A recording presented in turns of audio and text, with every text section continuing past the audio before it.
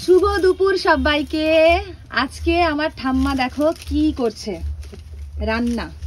এই যে মাটির কড়াইতে ডিমের ভাজা। ডিমের ভাজাটা কত বড় হয়েছে।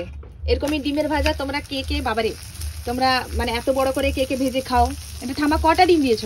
দুটা। আচ্ছা, দুটো ডিম দিয়েছে বলে ওটা বড় হয়েছে। তো আজকে তোমাদের সবার দুপুরের মেনু কি আছে? আমাদের মেনু কি কি হয়েছে আমি জানি না, কি কি মেনু হয়েছে এখনো জানি না। ডিম ভাজা হয়েছে, তারপরে আলু আলু আর কি কপি, আলু ফুলকপির ভাজা হয়েছে।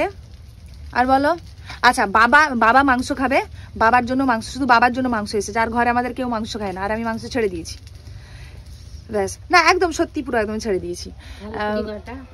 আর থালকুনি বাটা, থালকুড়ি আমরা মানে এমনি ঘরোয়া কথাতে থালকুড়ি বলে দিই, তো থানকুনি বাটা।